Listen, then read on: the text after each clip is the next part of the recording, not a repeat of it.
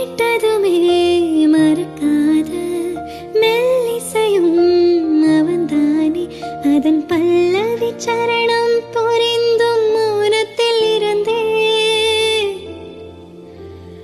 ஒரு கரையாக அவன் இருக்க மறுகரையாக நான் இருக்க இடையில் தனிமை தழும்புதே நதியாய் கானல் நீரில் மீன் பிடிக்க கைகள் நினைத்தான். ஹாய், நான் உங்கள் மகாஃப்ரம் மகிழனி லைஃப் ஸ்டைல். எல்லாருமே எப்படி இருக்கீங்க? நான் ரொம்ப சூப்பராக இருக்கேன். எல்லாருமே ரொம்ப ரொம்ப நல்லா இருப்பீங்கன்னு நினைக்கிறேன். இன்றைக்கி இந்த வீடியோவில் என்ன பார்க்க போகிறோம் அப்படின்னா, அறுபடை வீடில் ஒரு வீடான திருத்தணிக்கு வந்து இன்றைக்கி நம்ம போயிருந்தோம். ஸோ அதுதான் விலாகாக வந்து நான் ஷூட் பண்ணியிருக்கேன். நீங்கள் இப்போ தான் நம்ம சேனலில் ஃபர்ஸ்ட் டைம் பார்க்குறீங்கன்னா மறக்காமல் சப்ஸ்கிரைப் பண்ணிக்கோங்க. இது வரைக்கும் சப்ஸ்கிரைப் பண்ணி சப்போர்ட் பண்ண எல்லா உள்ளங்களுக்குமே மிக்க நன்றி. சனிக்கிழமை என் ராத்துக்காருக்கு ஆஃப் கிடச்சிது. இப்போ ஸ்கூலுமே பார்த்திங்கன்னா எக்ஸாம் வந்து நடந்துட்டுருக்குல்ல 10th 12th, அதனால பசங்களுக்கெல்லாம் 2 மணி நேரம் தான் ஸ்கூலு. சரி, இதை வந்து யூஸ் பண்ணிக்கலாமேன்னு சொல்லிட்டு திடீர்னு பிளான் போட்டது தான். கடந்த ஒரு 1.5 வருஷமாக திருத்தணி போகணும்னு பிளான் போட்டுட்ருக்கோம். அதெல்லாம் நடக்கலை. திடீர்னு ஒரு நாள் வந்து சாயங்காலம் போல் போகலாமான்னு முடிவெடுத்து மறுநாள் ஆஃப் கிடைச்ச உடனே டக்குன்னு கிளம்பியாச்சு. இந்த மாதிரி பிளான் போட்டால் தான் உடனே நடக்குதே தவிர்த்து ஒரு மாதமா 1 வருஷமா இந்த மாதிரி போடுற பிளானெல்லாம் சுத்தமாக நடக்காது. நாளே வீடு வாசல்லாம் கூட்டி தொடச்சி விட்டாச்சு. ரொம்ப நாளைக்கு அப்புறம் ஒரு பெரிய தளத்துக்கு போகிறோம் அப்படின்னு சொல்லிட்டு ரெடி ஆயாச்சு. ஒரு காலையில் 8 மணிக்கு கிளம்பணும் அப்படிங்கிறது தான் நாங்கள் போட்ட பிளானு. அது எப்படியும் நடக்காதுங்கிறது தெரியும். பட் இருந்தாலும் பிளானை போட்டு வைப்போமே அப்படின்னு சொல்லிட்டு 8 மணிக்கு ரெடியாக ஆரம்பித்து வீட்டிலேருந்து கிளம்பும் போது ஒரு 11:30க்கு மேலே ஆயிடுச்சு. 12 மணிக்கிட்ட தான் கிளம்பணும். சாரியெல்லாம் இதுதாங்கிறது நாளே சூஸ் பண்ணிட்டேன். பட் இந்த ஜுவல் மட்டும் எது போடுறதுன்னு வந்து எனக்கு தெரியலை. காசு மாலையும் அதுக்கப்புறம் வந்து கோல்டு ஜுவல் ஒன்று இருந்ததில்ல, அதுவும் வந்து நான் போட்டிருந்தேன். ஷார்ட்ஸில் பார்த்துருந்தா தெரிஞ்சிருக்கும். ரெண்டும் போட்டு பார்த்ததில் எனக்கு என்னமோ ட்ரெடிஷ்னலாக இந்த சாரிக்கு வந்து காசு மாலை சூட் ஆன மாதிரி இருந்தது. சரி, ஓகே, இந்த லுக்கில் கிளம்பிடலாம். இந்த சாரீ வந்து இப்போ ட்ரெண்டிங்கில் இருக்குது. பட் இது மாடல் பார்த்திங்க அப்படின்னா முன்னாடியெல்லாம் வந்து நம்ம அம்மா காலத்துலலாம் இருக்கும்ல, அந்த மாதிரி சாரீ எனக்கு ரொம்பவே பிடிச்சிருந்தது. அதாவது அந்த நாளையே வந்து எனக்கு ரொம்ப ஹாப்பியாக கொண்டு போனது இந்த சாரின்னே சொல்லலாம். ஏன்னா அந்தளவுக்கு சாரீ கலரும் சரி, எனக்கு சூட் ஆனதும் சரி, ரொம்பவே சூப்பராக இருந்தது. எல்லாமே பண்ணேன். கடைசி நேரத்தில் எதையோ ஒன்று மறந்த மாதிரி ஃபீலிங் இருந்துகிட்டே இருந்தது. என்னவா இருக்கும்னு யோசிச்சுட்டே இருந்தேன். கடைசியில் கிளம்பி கொஞ்சம் தூரம் போனதுக்கப்புறம் தான் ஞாபகம் வருது, இயரிங் மட்டும் மாற்றுறதுக்கு மறந்துட்டேன். இந்த பசங்கள்லாம் அவங்களே வளர்ந்து அவங்களுக்கு தேவையானது தானாகவே அவங்க எப்போ ரெடி ஆகுறாங்களோ அன்னைக்கு தான் நம்ம கொஞ்சம் ஃப்ரீ ஆகும்னு நினைக்கிறேன். ஏன்னா அவங்களுக்கு தேவையானது, வீட்டுக்கு பண்ண வேண்டியது, இது எல்லாத்தையும் நம்ம பார்த்து நம்ம கிளம்புறதுக்குள்ளே ஏதாவது ஒன்று மறந்து போயிடுது. அப்புறம் என்ன ஃபேர்னஸ் க்ரீம் யூஸ் பண்ணுறேன், எப்படி மேக்கப் போடுறேன் அப்படிங்கிறதெல்லாம் நீங்கள் கமெண்டில் கேட்டிருந்தீங்க. நான் பெருசாக வந்து எனக்கு உண்மையாக சொல்லணும்னா மேக்கப் போடவே தெரியாது. மேக்கப் நாலேஜில் எனக்கு வந்து ஒரு 10% அவ்வளோதான்.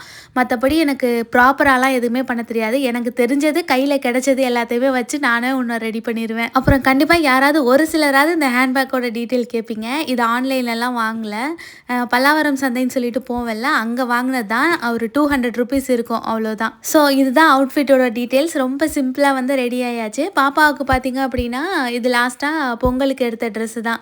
ஸோ அவளுக்கும் போட்டு விட்டாச்சு. என் ராத்துக்காரும் பொங்கலுக்கு எடுத்த ட்ரெஸ் தான் வந்து போட்டிருந்தாரு. அப்புறம் நிறைய பேர் ஏன் உங்கள் பையனை மட்டும் வீடியோவில் காட்ட மாட்டேன்னு கேட்டிருந்தீங்க. அவன் வந்து மோஸ்ட்லி வீடியோவுக்கு வர சொன்னால் வந்து நிற்கவே மாட்டான். அப்படியே நின்னாலும் வந்து ரொம்ப ஷையாக வந்து ஃபீல் பண்ணுவான். சரி, பிடிக்காதவனை நம்ம பிடிச்சி நிற்க வச்சோம் அப்படின்னா எதுக்கு கஷ்டப்படுத்திக்கிட்டுன்னு சொல்லிட்டு மோஸ்ட்லி அவனை வந்து நாங்கள் கவர் பண்ணுறதே கிடையாது. இந்த வீடியோவில் என்னோட வைப்புக்கு செட் ஆகுறதுன்னு பார்த்தீங்கன்னா பாப்பாவும் என்ற வீட்டுக்காரன் தான். அதனால மோஸ்ட்லி நாங்கள் 3 பேரும் தான் வந்து வீடியோவில் அதிகமாக இருப்போம். இப்போ திருத்தணிக்கு எப்படி போக போகிறோம் அப்படிங்கிற கதையை தான் பார்க்க போகிறோம். நம்மக்கிட்ட வந்து ஒரு கார் ஒன்று இருந்தது, இப்போயும் இருக்குது. பட் வந்து ஏன் இருக்குது, எதுக்கு இருக்குதுன்னு அதுக்கும் தெரியாது, எங்களுக்கும் தெரியாது. அந்த மாதிரி ஒரு நிலைமையில் ஓரமாக இருக்குது.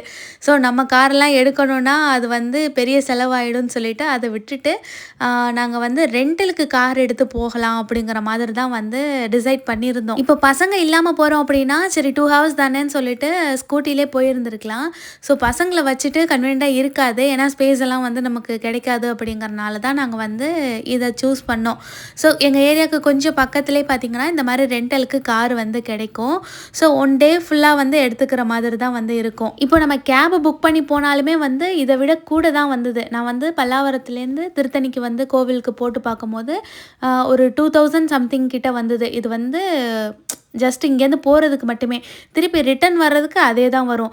ஸோ நம்ம 4000 வந்து கொடுத்து ஒரு கார் எடுத்து போகிறதுக்கு ஜஸ்ட்டு ரெண்டலுக்கே வந்து எடுத்துடலான்னு சொல்லி தான் எடுத்திருந்தோம். ஹஸ்பண்டுக்கு வந்து தெரிஞ்சவங்க. ஸோ ரெகுலராக வந்து அவங்களுக்கு தெரியும் அப்படிங்கிறனால ஸோ நாங்கள் பேசி வந்து எடுத்துக்கிட்டோம். ஒரு 2000க்கு உள்ளே தான் வர்ற மாதிரி இருந்தது. லாஸ்ட் டைம் திருச்செந்தூர் போனப்பெல்லாம் பார்த்தீங்கன்னா ஒரு அரௌண்ட் 10லேருந்து 15க்குள்ளே வந்துருச்சு. ஏன்னா இங்கே ரூம் எடுத்து ஸ்டே பண்ணுறது, அதுக்கப்புறம் இங்கேருந்து ட்ரெயின் புக் பண்ணுறது, திருப்பி ரிட்டன் ட்ரெயின்னு சொல்லிட்டு எல்லாமே கால்குலேட் பண்ணி பார்க்குறப்போ அது வந்துடுது 15லேருந்து 20க்குள்ளே வந்துருச்சு.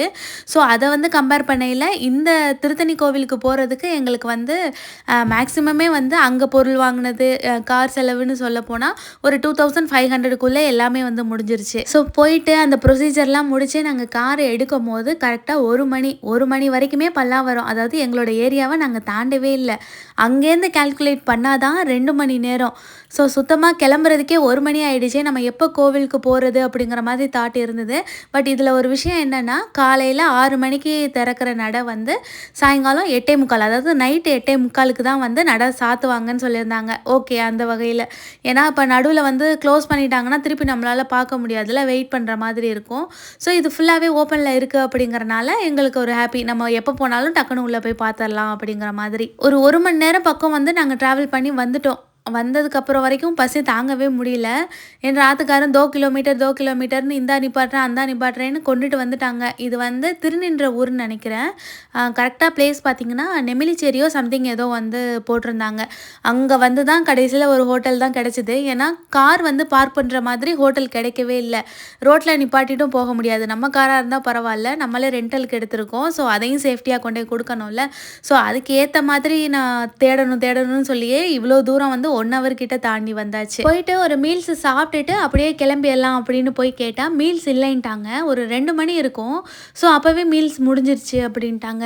சரி வேறு என்ன இருக்குதுன்னு கேட்டால் ஃப்ரைட் ரைஸு அந்த மாதிரி தான் சொன்னாங்க. ஃப்ரைட் ரைஸில் வந்து சாப்பிட்றதுக்கு யாருக்கும் விருப்பம் இல்லை. சரி ஓகேன்னு சொல்லிட்டு பன்னீர் பட்டர் மசாலாவும் நான்லேயும் வந்து ஒரு 4 ஆர்டர் பண்ணிவிட்டு அதுக்கப்புறம் பேபி கார்னில் ஃப்ரை வந்து சொல்லியிருந்தோம். ஸோ அதை ஷேர் பண்ணி சாப்பிட்டுட்டு திருப்பி அங்கேருந்து வண்டியை எடுத்தது தான். நெக்ஸ்ட்டு ஒரு 1.25 மணி நேரம் ஆச்சு கரெக்டாக வந்து திருத்தணியை ரீச் பண்ணுறதுக்கு. பாதி தூரத்தில் பார்த்திங்கன்னா ரோடு போடுற வேலை, இல்லைனா சைடில் ஏதாவது ஒர்க்கு போயிட்டுருக்குது, பாலம் கட்டுறதுன்னு சொல்லிட்டு நிறையா வேலை வந்து போயிட்டே இருந்தது.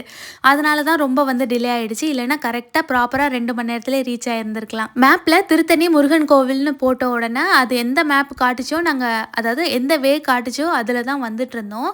ஸோ அது கரெக்டாக பார்த்திங்கன்னா ஹில்ஸ் வந்து ஏறி போவோம்ல, அதாவது கார் போகிற பாதை மேலே வந்து போகும்ல, அந்த பாதைக்கு வந்து காட்டிடுச்சு. நாங்களும் வந்துட்டோம். மேலே வர தான் யோசிச்சது. ஸோ நம்ம வந்து படியில் ஏறி போயிருந்துருக்கலாமோ, அந்த சைடு போயிருந்துருக்கலாம் அப்படிங்கிற மாதிரி. ஏன்னா 2மே வந்து வேறு சைடு இருக்குது போல இருக்குது. நாங்கள் வந்து கார் வர்ற பாதையிலே வந்துட்டோம். சரின்னு காரை கொண்டுட்டு வந்து கோவிலுக்கு பக்கத்துலேயே போட்டுட்டு கொஞ்சம் தூரம் தான் மேலே ஏறி போகிற மாதிரி இருந்தது. இதுவே அந்த சைடு வந்து படியில் ஏறி வந்திருந்தோன்னா இன்னும் கொஞ்சம் நல்லா இருந்திருக்கும். பட் எங்களுக்கு வந்து அந்த வழி தான் மேப்பில் காட்டுச்சுங்கிறனால நாங்கள் நேராக இங்கேயே வந்தாச்சு. கரெக்டாக நாங்கள் இங்கே வரும்போது ஒரு 3:15 3:30 மணி இருக்கும். வெயில் வந்து அப்போ தான் குறைய தொடங்குச்சு. ஸோ நம்ம உள்ளே போனால் எவ்வளோ நேரம் நிற்கணும்னு தெரியல, கூட்டமாக இருக்குமா, இன்றைக்கி சனிக்கிழமை வேறு, என்னென்னு நினச்சிட்டு யோசிச்சுட்டே போனோம். பட் உள்ளே போனதுக்கப்புறம் தான் தெரியுது, நாங்கள் போன அடுத்த செகண்ட்லேயே வந்து உள்ளே போக ஆரம்பிச்சிட்டோம். ஏன்னா யாருமே இல்லை, சொல்லப்போனால் லைனே இல்லை. போக போக உள்ளே போயிட்டு பார்த்துட்டு அதுக்கப்புறம் அப்படியே வெளியில் போக வேண்டியது தான்.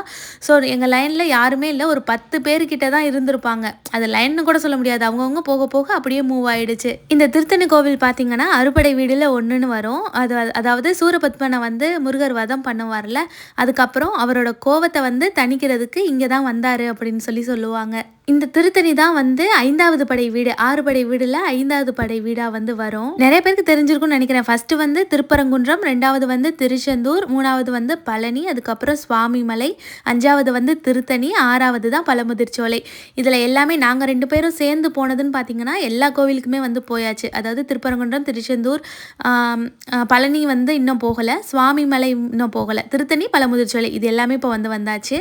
பழனி நாங்கள் 2 பேரும் தனித்தனியாக போயிருக்கோம். பட் சேர்ந்து வந்து பழனியும் சுவாமிமலை மட்டும் இன்னும் இருக்குது. அதையும் இந்த வருஷத்துக்குள்ளே வந்து போயிட்டு வந்துடணும்னு நினச்சிட்டு இருக்கோம். மலையில் வந்துட்டோம், படி ஏறி வர முடியலை அப்படிங்கிறது மட்டும்தான் கொஞ்சம் ஒரு மாதிரி இருந்தது. ஏன்னா 365 படி வந்து இந்த கோவிலுக்கு இருக்குமா, ஒரு வருஷத்தோட அந்த நாட்களை வந்து கணக்கு பண்ணி வரும் அப்படிங்கிற மாதிரி சொல்லியிருந்தாங்க. ஒவ்வொரு கோவிலுக்கும் ஒவ்வொரு சிறப்பு வந்து சொல்லுவாங்க. அந்த வகையில் திருத்தணிக்கு வந்து நம்ம முருகனை வழிபாடு பண்ணோம் அப்படின்னா திருமண தடை வந்து நீங்கும்னு சொல்லுவாங்க. முக்கியமாக குழந்தை பாக்கியம் கிடைக்கும், வேலை, அதுக்கப்புறம் இந்த மாதிரி விஷயங்கள் எல்லாம் வந்து தொழில் வகையான இதுலலாம் முன்னேற்றம் கிடைக்கும் அப்படின்னு சொல்லுவாங்க. இங்கே திருத்தணியில் முருகர் பார்த்திங்கன்னா ரொம்ப சாந்தமாக வந்து அருள் பாலிக்கிறாருன்னு சொல்லுவாங்க. அது மட்டும் இல்லாமல் இங்கே இருக்கக்கூடிய முருகரை நம்ம வந்து தனிக்காசல முருகர், அப்படி இல்லைன்னா சுப்பிரமணிய சுவாமி அப்படிங்கிற வகையில் நம்ம வந்து காணலாம். திருத்தணியோட பெயர் காரணம் நிறைய பேருக்கு தெரிஞ்சிருக்கும், தெரியாமல் கூட இருக்கலாம். அதில் அந்த தணிகைன்னு வருதுல்ல, அதுதான் வந்து கோபம் தணிந்த இடம்னு சொல்லுவாங்க. ஸோ இங்கே வந்து தானே அவர் கோபம் தணிஞ்சிச்சு. ஸோ அந்த தணிகைங்கிறது தான் திரு ப்ளஸ் தணிகை அப்படிங்கிறது தான் திருத்தணி அப்படிங்கிற மாதிரி மாறிடுச்சு. முக்கியமாக திருத்தணி கோவிலுக்கு வந்தீங்க அப்படின்னா மலையை சுற்றி கிரிவலம் வர்றதுக்கு மறந்துடாதீங்க. ஏன்னா இதை வந்து சுற்றி வரும்போது நமக்கு மன அமைதி வந்து கிடைக்கும், குடும்பத்தில் பிரச்சனை இருந்தால் அது வந்து தீரும் அப்படிங்கிற மாதிரிலாம் சொல்லியிருந்தாங்க. அதுலேயும் முக்கியமாக இதில் நிறையா பேர் நம்புறது என்னென்னா, திருத்தணி கோவிலுக்கு 6 வெள்ளிக்கிழமை தொடர்ந்து வந்து ஒவ்வொரு வாரமும் வந்தோம் அப்படின்னா திருமண தடை வந்து கண்டிப்பாக நீங்குமா. ஆக மொத்தத்தில் முருகரை வந்து உண்மையான பக்தியோட நம்ம யார் வந்து நினைச்சாலும் சரி, அழைச்சாலும் சரி, முருகர் நம்ம குரலுக்கு ஓடோடி வந்துடுவார். அங்கே இருந்ததில் எனக்கு ஒரு விஷயம் மட்டும் வந்து புரியலை, யார்கிட்ட கேட்குறதுன்னு தெரியல. என்னென்னு பார்த்தீங்கன்னா, கோவிலுக்கு வெளியில் வந்து பார்த்திங்கன்னா பிரகாரத்தில் ஒரு இடத்துல வந்து வேல் வச்சுருந்தாங்க. அங்கே வந்து நிறையா திருநூறு வந்து கொட்டி இருந்தது.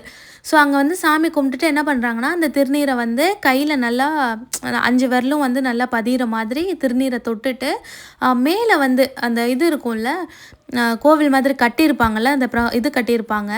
ஸோ அதில் பார்த்திங்கன்னா வேலுக்கு மேலே இருக்கிறதுல வந்து எல்லா சுவத்துலேயும் ஒட்டி கை வந்து வச்சு வச்சு எடுத்து வைக்கிறாங்க அச்சு. ஸோ அது எதுக்காக பண்ணுறாங்க என்னங்கிறது தெரியலை. நிறைய பேர் வந்து நின்று அதை பண்ணிகிட்டு இருந்தாங்க. ஸோ என்னென்னு தெரியாமல் நம்ம அதை போய் பண்ணி என்ன பண்ணுறது. ஒரு விஷயத்தை வந்து பண்ணுறாங்கங்கிறதுக்காக நம்ம பண்ணக்கூடாது. அதை வந்து நம்ம முதல்ல நம்பணும், நம்ம ஏற்றுக்கணும். அதுக்கப்புறம் அது பண்ணால் மட்டும்தான் அதோட பலன் வந்து கிடைக்கும். இப்போ வீடு கட்டுறது நம்ம பண்ணணும் அப்படின்னா கோவிலை சுற்றி பார்த்திங்கன்னா மோஸ்ட்லி முருகர் கோவிலெல்லாம் வந்து அந்த கல் வந்து ஒன்று மேலே ஒன்று அடுக்கி வைப்பாங்க, சீக்கிரமே வீடு கட்டணும்னு நினச்சி. ஸோ அந்த மாதிரிலாம் வந்து பார்த்துருக்கேன். பட் இந்த விபூதி எடுத்து ஏன் அச்சு வைக்கிறாங்கங்கிறது மட்டும் தெரியல. அது யாராவது தெரிஞ்சிச்சு அப்படின்னா நீங்கள் வந்து சொல்லுங்கள். போன உடனே முருகரை வந்து ரொம்ப அழகாக தரிசனம் பண்ணிவிட்டு வெளியிலேயும் வந்து கொஞ்சம் நேரம் உட்கார்ந்துருந்துட்டு அப்படியே சரி வந்ததுக்கு ஏதாவது ஞாபகார்த்தமாக வாங்கணும்ல அப்படின்னு பார்த்தேன். ஸோ அஷ்டலக்ஷ்மி விளக்கெல்லாம் இருந்தது, 1500 கிட்ட சொல்லியிருந்தாங்க. சரி ஓகே, அது வாங்குறதுக்கு நமக்கு இப்போதைக்கு வந்து வேண்டாம், வாங்கிக்கலாம் அப்படிங்கிற மாதிரி பார்த்துட்டு நம்ம வீட்டில் இருக்கிற மணி மட்டும் கொஞ்சம் கலர் வந்து சேஞ்ச் ஆகிருக்கும். அது வந்து பார்க்காம வாங்கியாச்சு. சரி அது வந்து ஒன்று வாங்கிக்கலான்னு சொல்லிட்டு இங்கே வந்து கேட்கும்போது 350 ருபீஸ் ஒன்று சொன்னாங்க. 150லேருந்து இருந்தது. சரி ஓகே 350ல் உள்ளது நல்லா இருக்கேன்னு நான் அது வந்து வாங்கியிருந்தேன். அப்புறம் நம்ம வீட்டில் உள்ள முருகருக்கு குட்டியாக ஒரு மாலை ஒன்று வந்து வாங்கியிருந்தேன். இது போக அதுக்கப்புறம் திருநீர், அதுக்கப்புறம் வந்து குங்குமம் எல்லாமே வாங்கி பேக் பண்ணியாச்சு. மோஸ்ட்லி நீங்கள் வந்து கோவிலுக்கு போகிறீங்க அப்படின்னா, முக்கியமாக முருகர் கோவிலுக்கெல்லாம் எங்கேயாவது போகணும்னு பிளான் பண்ணிங்க அப்படின்னா லீவு நாட்களில் போகாமல் அப்புறம் செவ்வாய்க்கிழமை இந்த மாதிரி நாட்களில் போய் தான் நம்ம முருகரை பார்க்கணும் அப்படிங்கிற எண்ணத்தெல்லாம் விட்டுட்டு நம்ம எப்போ போனால் ஃப்ரீயாக முருகரை வந்து ஒரு 2 நிமிஷம் நின்று பார்க்கலாம் அப்படிங்கிற மாதிரியான நாட்களில் போங்க. ஸோ முடிஞ்ச வரைக்கும் லீவு நாட்களில் போனால் கூட்டமாக தான் இருக்கும், விசேஷ நாட்கள்லேயும் கூட்டமாக தான் இருக்கும், சஷ்டி, கிருத்திகை இந்த மாதிரி நாட்கள்லேயும் இருக்கும். ஸோ அந்த மாதிரி நாட்களில் வந்து போகாமல் கொஞ்சம் ஃப்ரீயாக இருக்கிற நேரத்தில் போனால் நல்லா பார்க்கலாம். நான் சொல்லியிருந்தேன்ல அச்சு வந்து வைப்பாங்கன்னா அது இந்த இடத்துல தான். ஸோ ஏன் வைக்கிறாங்கன்னு தெரியல, அதை மட்டும் மறந்துடாமல் சொல்லிவிடுங்க. ஸோ இந்த வீடியோ இதோட அவ்வளோதான். கண்டிப்பாக இந்த வீடியோ உங்கள் எல்லாருக்குமே ரொம்ப பிடிச்சிருக்கும்னு நினைக்கிறேன். ரொம்ப சிம்பிளாக ஷார்ட் அண்ட் ஸ்வீட்டாக கொடுத்தாச்சு. ஸோ பிடிச்சிருந்துச்சு அப்படின்னா மறக்காமல் சப்ஸ்கிரைப் பண்ணிடுங்க. நாளைக்கு வீடியோவில் பார்க்கலாம்.